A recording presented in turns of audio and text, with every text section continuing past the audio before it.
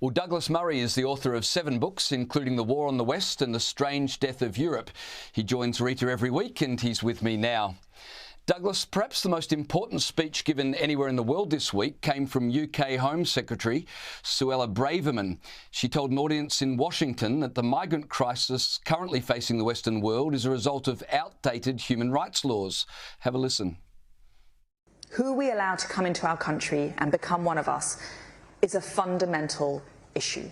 Without public consent, immigration is illegitimate.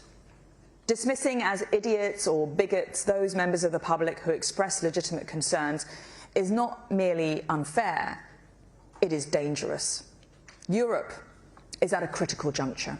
The EU must find a way to meet the challenge of illegal migration, because failure to do so I fear, undermine the legitimacy of democratic institutions and create the conditions for more extreme politics.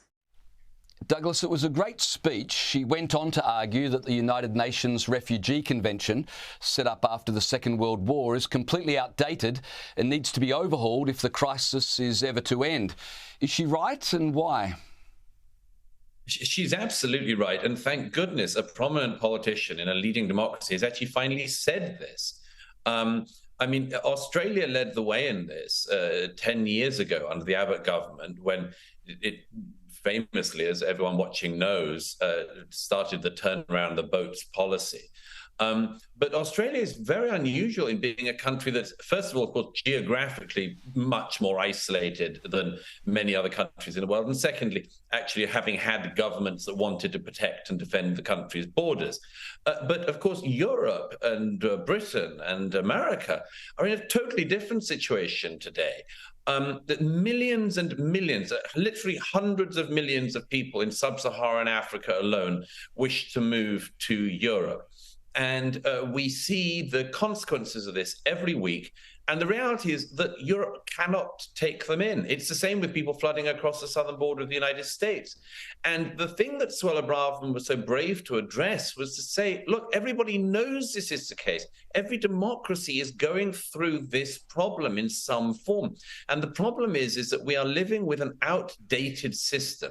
The UN Convention set up after World War II, first of all, it insisted that you prioritize people who actually had legitimate asylum claims, not people who simply had less of a good standard of living than we do in the West, not simply that you had a fear of potential persecution somewhere down the road, but a real persecution going on. The second thing is, we now live in a world where ease of movement means that you can get from Venezuela to New York City in not very much time at all.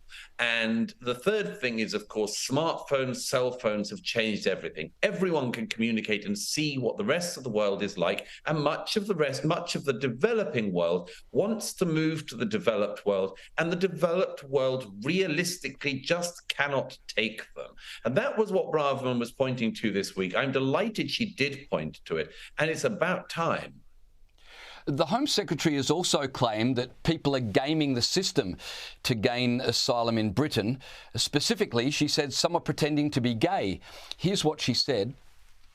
What we see operationally is that people do game the system. They come to the UK, they purport to be homosexual in the effort to game our system, in the effort to get special treatment. That's not fair, and it's not right. Really. Now, Douglas, ITV News political editor Robert Peston tweeted that the PM should distance himself from those comments. What are your thoughts? I mean, that is such a journalistic game, isn't it, doing that? I mean, Robert Peston is really just playing a political activist role at this stage. The Home Secretary gives a speech, makes a perfectly valid point in an interview, and immediately the low-grade interviewer in question decides to try to make another news story by claiming there's clear water between the Prime Minister and the Home Secretary when there isn't.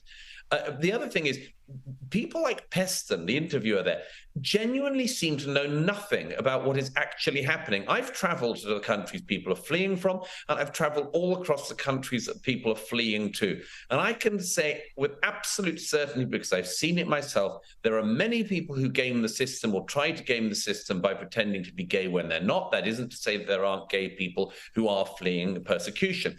Likewise, there are many people, particularly from the Middle East, who have claimed in recent years when they enter Europe that they are Christians when they are in fact Muslims. I've met people doing this myself in suburbs of Germany and refugee camps. I've seen people who have been taught these are the things you say if you want to get asylum. I don't understand why so many left-wing journalists who are so uninterested in this subject are genuinely amazed that people would cross a continent and then fib about something. It's not to say that everyone's a liar. It's saying, of course, you are going to have people gaming the system. And the Home Secretary is saying, oh, do we want to be the mugs here? Or do we want to face up to these realities? She wants to face up to the realities, but plenty of these activist left-wing journalists simply don't.